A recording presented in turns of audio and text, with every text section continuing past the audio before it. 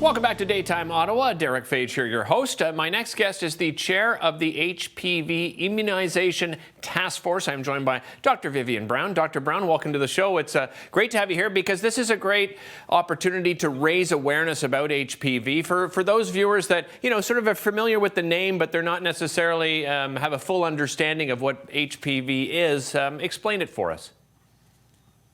So HPV refers to the human papillomavirus, and approximately 80% of adults will be exposed at one point in their life. We have immunization against this virus, and in Canada, in every province and territory, we offer immunization to boys and girls in the school system so that there is an equitable distribution of the vaccine, and we decrease the risk of getting HPV, which in a sense then further along will decrease their risk of HPV-related cancers. And okay. HPV is related to 6 different cancers. Let's talk about maybe go into more detail about the risks associated with HPV infection. You obviously mentioned cancer. What are some of those cancer? What kind of numbers are we talking about in this country? Yeah. So HPV is the virus. 80% of us get exposed. Most of us clear that virus, and so we don't get cancer. Right. But about 20% of us will not clear the virus properly. And so that virus is associated with cervical cancer, anal cancer, vulvar and vaginal cancer, penile cancer, as well as head and neck cancers or throat cancers. And if we're immunized against HPV, then we either eliminate or decrease our risk substantially of these cancers. And what we're trying to do is to immunize the kids in Ontario, it's in grade 7, so that they never get these cancers because they will be immunized before they're exposed. It's my understanding that immunization rates in Ontario have dropped considerably. What's the reasoning behind that? So, Derek, in 2019, in grade 7, kids were offered vaccine. They get offered HPV vaccine, meningitis, and hepatitis vaccine.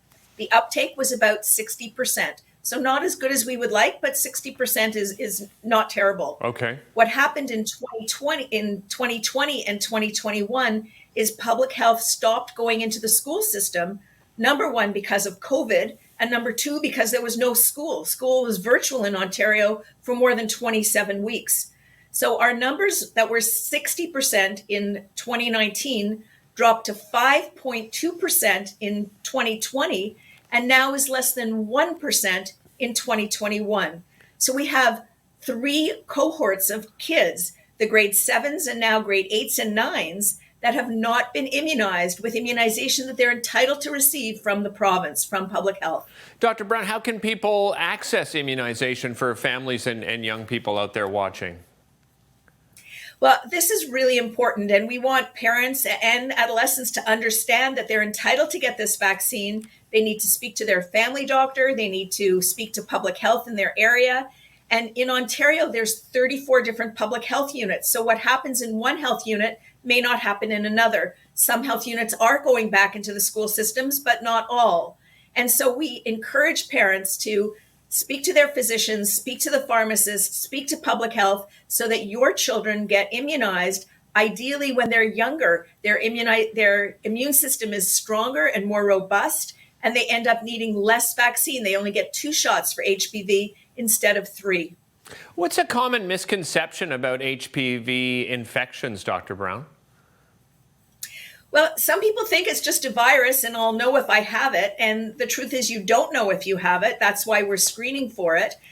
The other thing is you think if you make good choices in your life that you won't be exposed. But we know that even people with only one ever partner in their life do get exposed to HPV at relatively high rates. And so it's a very common virus, and we want to immunize to decrease the risk of cervical cancer and the other cancers. And what's really interesting is the World Health Organization came out with a mandate to eliminate cervical cancer. And Canada can do that, but it depends on uptake of vaccine in the range of 90%, as well as ongoing screening and treatment. So if we're lower than 1% in Ontario right now, we've got a way to go to get to 90%. Yeah, absolutely. Dr. Brown, thanks so much for joining us today. Really appreciate it. We brought up the website on screen there as well for you to find out more information. Thanks for watching. We'll see you next time.